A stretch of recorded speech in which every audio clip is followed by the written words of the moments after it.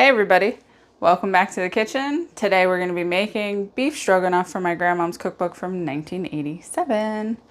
I'm excited for this recipe. Beef stroganoff is one of my favorites, and me and my husband need something for dinner tonight, so extra good stuff. So let's take a look and see what's going into the recipe. First is a 1/4 cup of flour, a 1/2 teaspoon of salt, and 1/8 teaspoon of pepper. They're in here already mixed together.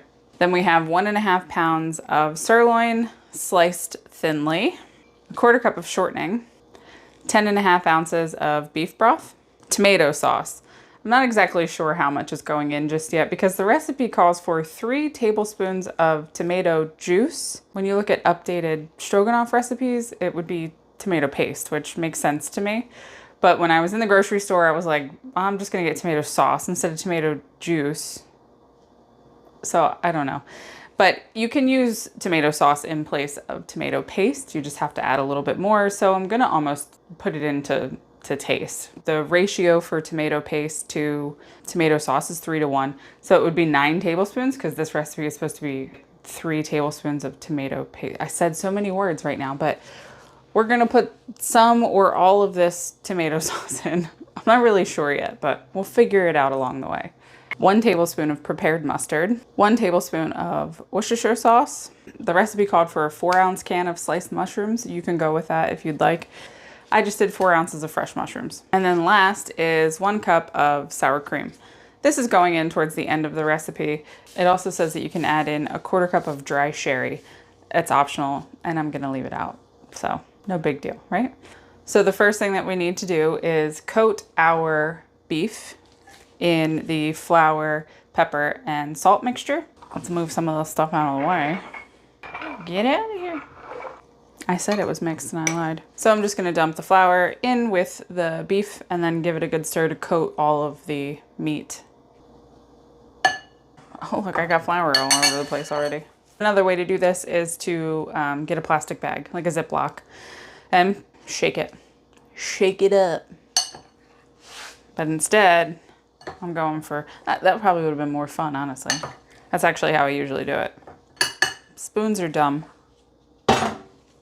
Gloves are good. Glove change.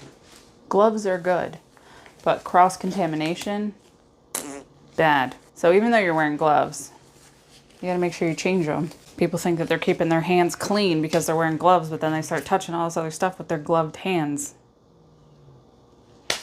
So the next step is in a large skillet or a Dutch oven, you need to melt your shortening and you're gonna brown up your beef in your Dutch oven. First things first, we're gonna heat the shortening in the Dutch oven. Let it melt. Just so we don't overcrowd the pot, I'm only gonna do probably half of this at a time, and then I'll take it out and put the rest in. But then at the end, I'm gonna do the mushrooms because my mushrooms are raw. I wanna cook them. I want to brown them a little bit. Always hot. I hate sizzling. One thing I like to do is kind of shake off the excess flour before you put it in the pot. Oh, my meats are stuck together. That's spicy. So I'm just going to let the meat brown on each side, probably about 3 minutes. And then, you know, flip them over and then do the next round. Brown them 3 minutes each side, flip them over, take them. Actually, we're not even supposed to take them out, so how am I going to do that? I guess I'm going to have to put them back in. I'm going to flip. It's a little dagger, this. Ow. What's up? We're going to use that there paper plate, stick our first set of beef on. When it comes to cooking, you know, browning meat, we just want to brown it. It's okay if it still has red spots because it's gonna continue to cook later. All right, next round. Don't hurt me. Well, now why are you being so quiet for? You didn't like I turned you down? Second batch is in. So now that the meat is finished, usually in the recipe it will call for you just to add the rest of the ingredients to the pot. But first, because I have raw mushrooms, I just want to add my mushrooms and brown those real quick, and then I'll add everything back into the pot. All right, because I don't want it to burn, I'm gonna add my meat back in. So we've got our meat and our mushrooms. Add the broth. I'm gonna give this a minute to help it deglaze the bottom of the pot. Get all those good brown bits off the bottom. Maybe, maybe not. Okay, it's gonna be the Worcestershire. Prepared mustard. Prepared mustard. Grey Poupon. I just did regular yellow mustard. And we're gonna give a rough estimate here because I have a tablespoon. So 1, even though it's not like a tablespoon. 2, it's probably gonna be all of those. 3, 4, 5, 6, 7. All of it. Just do all of it. I'm getting my hot pots, my hot hands, just so I can show you without burning my arm what it looks like. Maybe if I bring it down, that's always there we go. Can you see it? So the next steps are easy. You heat this to a boil and then turn it to low. Let it simmer for 20 to 30 minutes. And then afterwards you'll add in the sour cream and the sherry, dry sherry if you want. This is already boiling, so I'm gonna turn it down a little lower to start it simmering. Get my heavy lid on here. And I'm gonna check on it every few minutes, give it a stir. Make sure it's not just burning on the bottom of the pot. And then we'll add our sour cream. So the stroganoff simmered on the stove for about 20 minutes, and then it was kind of like reduced down, the liquid reduced down a lot, so I didn't want to keep it simmering any longer because I didn't want to lose more of my liquid. So now I'm just gonna mix in the sour cream. It wants you to mix in the sour cream and then warm through. Don't let it boil. So it's already hot enough. I'm just gonna kind of mix the sour cream in and let it kind of just warm up. So it's just 1 cup of sour cream. I think I probably didn't have enough meat.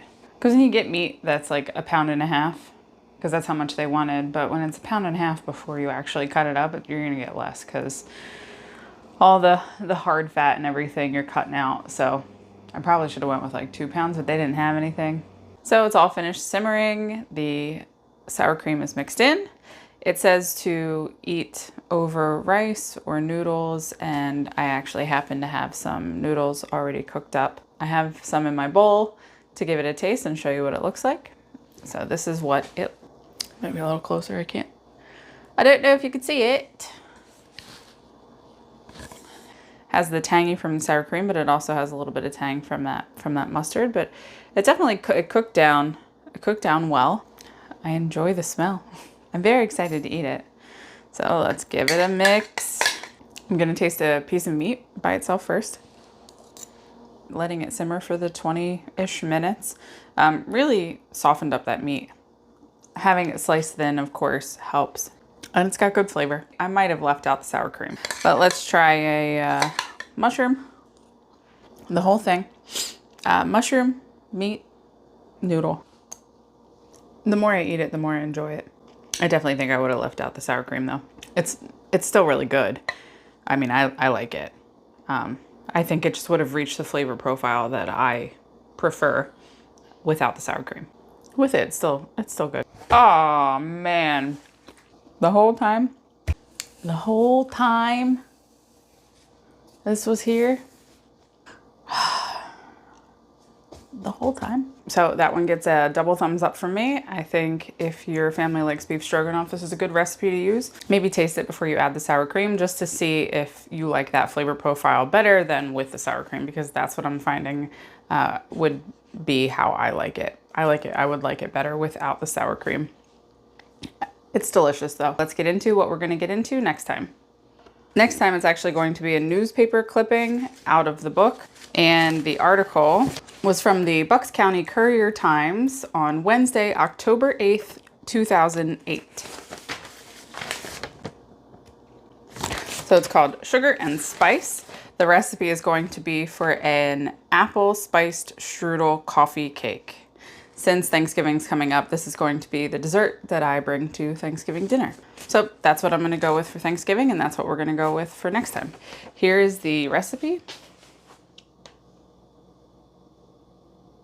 Since this article is from 2008, that in fact means that it was my grandfather who picked the article out and decided to fold it up and stick it in that cookbook. I don't know if he ever made it or not, but I'm looking forward to making it for him if he never did, and bringing it to Thanksgiving for the family to all enjoy together. We're all set. I hope you had a great time making the beef stroganoff with me today. And next time we'll be making the spiced apple streusel coffee cake, which is in fact a mouthful. If you liked what you saw today, please like and subscribe, and I'll see you again soon. Bye.